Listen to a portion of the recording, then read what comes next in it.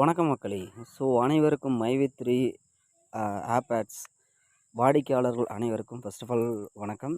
இந்த பதிவில் நம்ம ஆல்ரெடி நேற்று ஒரு வீடியோ போட்டிருந்தோம். இந்த வழக்கு பார்த்திங்கன்னா படுத்திருக்காங்க. கண்டிப்பாக இன்னும் ஒரு நாளுக்குள்ளே அதுக்கான அப்டேட் வரும் அப்படின்னு நம்ம நேற்று ஒரு வீடியோவில் சொல்லியிருப்போம். அதே மாதிரி பார்த்திங்கன்னா அந்த வழக்கை மும்பரப்படுத்துறதுக்காக ஒரு இதாக இப்போ ஒரு அறிவிப்பு கொடுத்துருக்காங்க. என்ன அறிவிப்பு அப்படின்றது,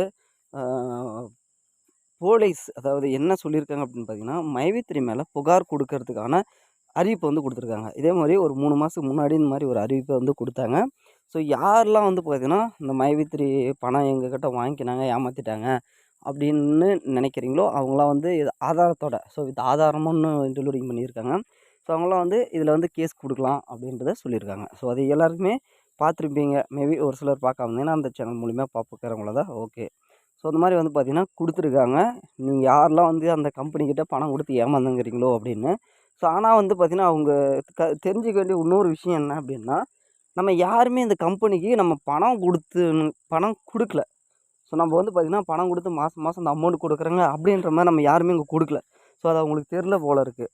நம்ம சேர்ந்துங்கிறது எல்லாமே ஒரு ஜாப் தான். இந்த ஜாபில் பணம் போட்டால் மாதம் மாதம் நம்ம வேலை செய்கிறதுக்கு பணம் கொடுக்குறாங்க, நம்ம ஆட்ஸ் பார்க்குறதுக்கு பணம் கொடுக்குறாங்க. அவங்க நம்ம வட்டிக்கு கொடுத்துட்டு ஏமாத்துறாங்க அப்படின்றதுனால கேஸ் போய் நம்ம கொடுக்க முடியாது. இவங்க பார்த்திங்கன்னா திடீர்னு ஏன் அந்த கேஸை உள்ளே கொணராங்க. அதாவது ஆல்ரெடி கேஸு போட்டிருக்காங்க EOW. அவங்க இந்த வழக்கை முடிக்கிறதுக்கு தான் பார்க்கணும். அதை விட்டு ஏதாவது ஆதாரம் கிடைக்குமா, இதை பொறுத்தளவுக்கு ஆதாரம் கிடைக்குமா அப்படின்ற வகையில் தான் நம்ம பார்க்க முடியும். ஏன்னு கேட்டிங்கன்னா, இந்த கேஸு வழக்கு மும்மரப்படுத்தப்பட்டிருக்கு. இல்லை இது விசாரணை பார்த்திங்கன்னா இன்னும் சக்தியானவங்களை நேரடியாக கூப்பிட்டு விசாரிக்கிறேங்க அப்படின்ற மாதிரி சொல்லியிருந்தாங்கன்னா ஒரு இந்த கேஸில் கரெக்டாக போகுது அப்படின்லாம்.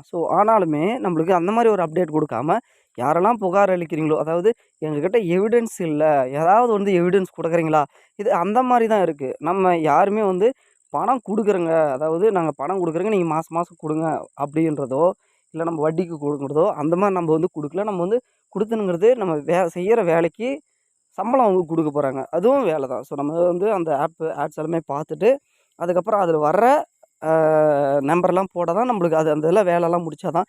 அதே மாதிரி பர்ச்சேஸிங்கும் அவங்களுக்கு பர்ச்சேஸ் பண்ணுறதுக்கும் அது அவங்களுக்கு கொடுத்துட்றாங்க. இது பார்த்திங்கன்னா ஏதாவது ஆதாரம் கிடைக்குமா அப்படின்ற வகையாக தான் நம்மளால் பார்க்க முடியுது. எனக்கு ஒரு சிலர் சொன்ன இதை வச்சும் நம்மளுக்கு வந்திருக்கிற தகவலை வச்சும் நம்ம பேசிக்குவோம். இதில் முடிக்கிற கட்டத்தில் இருக்குங்க அப்படின்ற வரைக்கும் தான் இவ்வளோ நாள் இருந்துச்சு. ஆனாலுமே இவங்க தொடக்கமே இன்னும் ஸ்டார்ட் பண்ணல அப்படின்ற மாதிரி தான் இப்போ தெரியுது. ஆக மொத்தத்தில் அவங்கக்கிட்ட எந்த ஒரு எவிடன்ஸுமே இல்லை. ஆனாலும் பார்த்திங்கன்னா நம்ம கம்பெனி மேலே கேஸ் போட்டிருக்காங்க. இது நம்மளோட வாழ்வாதாரத்தை அழிக்கிற மாதிரி தான் இருக்குது. நாம் பாட்டுனா இவ்வளோ நாள் கிட்டத்தட்ட 1 வருஷம் ஆச்சு. மாதம் 15,000 அப்படின்னா கூட 1,50,000 2,00,000 ரூபாய்க்கு பக்கம் நம்ம ஏர்ன் பண்ணிணுங்கணும். குறைஞ்சது அரௌண்ட் பார்த்திங்கன்னா ஒரு 1,50,000 லட்சமாக ஏர்ன் பண்ணிணுங்கணும் கம்பல்சரி. இவ்வளோ நாளும் பார்த்திங்கன்னா நம்ம பொழப்பை கெடுத்து நம்மளுக்கு மாதம் மாதம் கமிட்மெண்ட் எல்லாருமே எனக்கு தெரிஞ்சு எல்லாமே கமிட்மெண்ட் போட்டு தான் இதை இது பண்ணாங்க. ஓகே மாதம் 5,000 வரும், சீட்டு கூட இதை நம்பி சீட்டு கூடலாம் போட்டிருக்காங்க. ஏன்னா அவங்க ஒரு 3-4 மாதம் வரைக்கும் பணம் எடுத்தாங்க. அதை நம்பி சீட்டு எல்லாமே கூட போட்டிருக்காங்க. அந்த மாதிரி ஒரு கமிட்மெண்ட்டோடு தான் இதுக்குள்ளே என்ட்ராகணும். என்ட்ராகி நிறைய பேருக்கு 1 மாதம் 2 மாதம் 1 மாதம் கூட வாங்காமல் கூட இருக்கிறவங்க கூட 2-3 பேர் இருக்காங்க. இந்த மாதிரி பார்த்திங்கன்னா இதை கேஸை முடிக்கிறதுக்கு பார்க்கவே மாட்டேங்கிறாங்க. ஆனால் அந்த கேஸை எப்படி நடத்தலாம் அப்படின்னு அவங்களால தீர்மானிக்க முடியாட்டுங்குது. அதனாலேயே இன்றைக்கி ஒரு அப்டேட் விட்ருக்கிறது அந்த மாதிரி விட்ருக்காங்க அப்படின்றது என்னோடய கருத்து. என்னோட கருத்துன்றதோட நம்ம சரௌண்டிங்கோட ஒரு சிலரோட கருத்து, உங்களோட கருத்தும் இதுவாக இருந்துச்சுன்னா மறக்காமல் ஒரு லைக்கை போட்டுருங்க. அதே மாதிரி பார்த்திங்கன்னா உங்களோட கருத்தும் கமெண்ட் செக்ஷனில் தெரிவிங்க. ஏன்னு கேட்டிங்கன்னா எனக்கு தெரிஞ்ச விஷயம் உங்களுக்கு தெரியாது, உங்களுக்கு தெரிஞ்ச விஷயம் எனக்கு தெரியாது, நம்மளுக்கு தெரியாத விஷயம் வேறு யாருக்கோ தெரியலாம். அந்த மாதிரி தான் போயிட்டுருக்கு. ஆனால் எம்டி தரப்புலேருந்து என்ன நம்மளுக்கு அப்டேட் வந்திருக்கு, இதுக்கு முன்னாடி ஒரு ஆடியோ வைரலாக லீக் ஆகிடுச்சு, அது எல்லாருக்குமே பார்த்துருப்பீங்க. அந்த வீடியோவில் கூட அவர் என்ன சொல்கிறாரு, எங்கிட்ட பணம் இருக்குது, நான் அதாவது அவர் சொல்லலை. அவர் பார்த்திங்கன்னா எந்த ஒரு தகவலும் வெளியிடக்கூடாது. ஃபர்ஸ்ட் ஆஃப் ஆல் நம்ம தெரிஞ்சுக்க வேண்டியது, அவர் வெளியே தகவல் லீக் பண்ணாத இருக்கிற மாதிரி தான் அவருக்கு கோர்ட் நிபந்தனை கொடுத்துருக்காங்க. அதனால தான் அவர் பேசாமல் இருக்கிறதுக்கு மெயினான ரீசன்.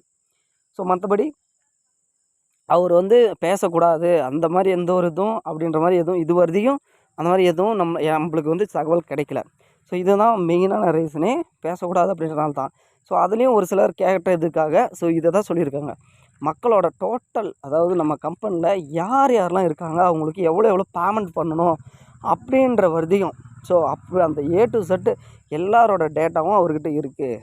அதை வச்சு 23 கோடி ரூபாய் டோட்டலாக மக்களுக்கு கொடுக்க வேண்டியது இருக்குது அப்படின்ற ஒரு ஸ்டேட்மெண்ட்டும், அதே மாதிரி நம்ம அவர் அக்கௌண்ட்டில் கிட்டத்தட்ட ஒரு 120 கோடி பக்கம் பணம் வந்து நிப்பாட்டி வச்சுருக்காங்க. ஸோ யார்? இஓடபிள்யூ. ஸோ இந்த டிபார்ட்மெண்ட் வந்து நிப்பாட்டி வச்சுருக்காங்க. ஒன்று, இவங்க கேஸை முடிச்சுட்டு கம்பெனியை வந்து பார்த்திங்கன்னா நார்மலாக ரன் பண்ணணும். ரன் பண்ணால் மட்டும்தான், அதாவது ரன் பண்ணாலையும் பண்ணலனாலையும் நம்மளுக்கு வந்து ஆப்வியஸ்லி பணம் வந்துடும். அதில் எந்த ஒரு மாற்றம் கிடையாது. இந்த கேஸு ஃபஸ்ட் ஆஃப் ஆல் முடியணும் அப்படின்றது தான் எல்லாரோட. ஸோ கிட்டத்தட்ட 90% இந்த கம்பெனி திறக்கணும் அப்படின்ற மாதிரி தான் எல்லாமே எய்ம் பண்ணிகிட்ருக்காங்க. ஏன்னா கமிட்மெண்ட் வச்சு தான் தானாங்க அந்த அளவுக்கு இன்கம் எடுத்தவங்களும் இருக்காங்க இதில். ஸோ இன்கம் எடுக்காத லாஸ்ட் ஒரு 2 மாதத்துக்கு முன்னாடி நான் போட்டேன்பா.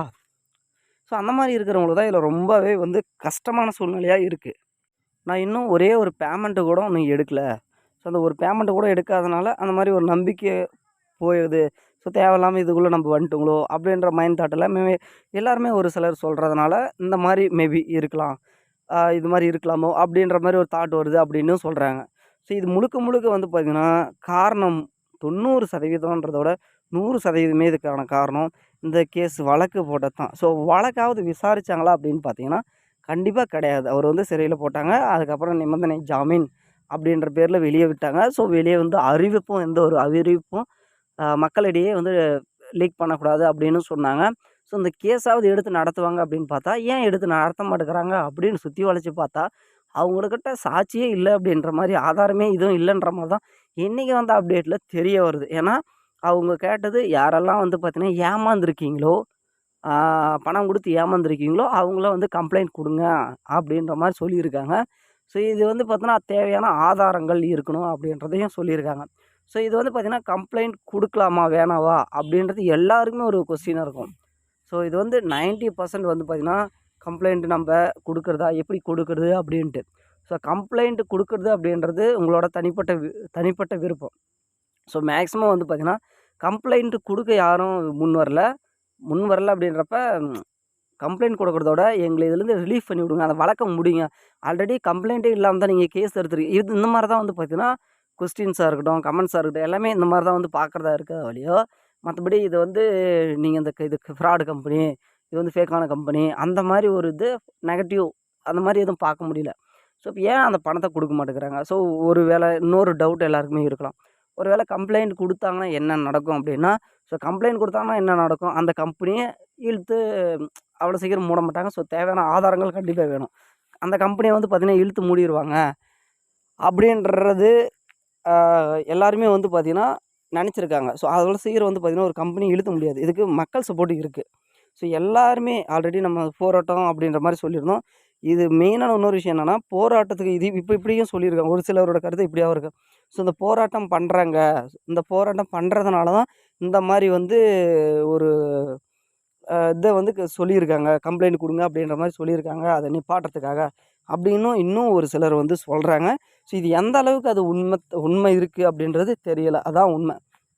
ஏன்னா இப்போ நம்ம போராட்டம் பண்ணுங்க அப்படின்றப்ப நம்மளோட எல்லாருமே, அதாவது ஒன்று எல்லாருமே சேர்ந்தாங்கன்னா எல்லாமே நடக்கும் அப்படின்றது. இது நம்ம எல்லாருமே ஒன்று சேர்ந்து நம்ம போராட்டம்னு போகிறப்ப அந்த கேஸுக்கு ஒரு தீர்வு கிடைக்கும். ஸோ ஏன் இவ்வளோ நாள் நிற்க வச்சுருக்கீங்க அந்த கேஸை? எடுத்து நடத்த வேண்டியது தானே. இதில் யார் மேலே குற்றச்சாட்டு இருக்குது? இந்த கம்பெனி ஏதாவது மக்கள்கிட்டேருந்து ஏமாற்றிருக்கா? இதுக்கு ஏதாவது சாட்சி ஆதாரங்கள் ஏதாவது இருக்கா? இந்த கம்பெனி நல்லா நேர்மையாக நடந்த கம்பெனியா? இல்லை யாருனாலும் இதில் குற்றச்சாட்டு தெரிவிச்சிருக்காங்களா? இப்படியெல்லாம் கேட்பாங்க. ஸோ அதுங்க சொல்கிறதுக்கு ஆள் வேணும். ஸோ அந்த ஆள் இல்லாதனால தான் இப்போ எடுக்கிறாங்க அப்படின்ற மாதிரி ஒரு பக்கம் போயிட்டுருக்கிறதுனால, ஸோ இதுக்கு இடையில தான் நம்ம வாழ்க்கையை வந்து ஊசலாட விட்டுருக்காங்க. இது வந்து இஓடபிள்யூ சொல்கிறதா, இல்லை வந்து பார்த்திங்கன்னா அந்த வழக்கை முடிக்காமல் வச்சுருக்கிறது. ஸோ வழக்கை முடிக்கிறது வந்து பார்த்திங்கன்னா முழுக்க கோர்ட்டோட கையில் தான் இருக்க வழியோ, கோர்ட்டு டிபார்ட்மெண்ட்டு. ஸோ உங்களுக்கே நல்லா தெரியும். ஸோ இந்த இஓடபிள்யூ வந்து உள்ளே வராமல் இருந்தாங்கன்னா எந்த பிரச்சனையும் கிடையாது. ஸோ இந்த வழக்கு முடியுமா முடியாதா அப்படின்னு பார்த்தீங்கன்னா, கண்டிப்பாக இன்றைக்கி அலௌன்ஸ்மெண்ட் வந்து கொடுத்துருக்காங்க.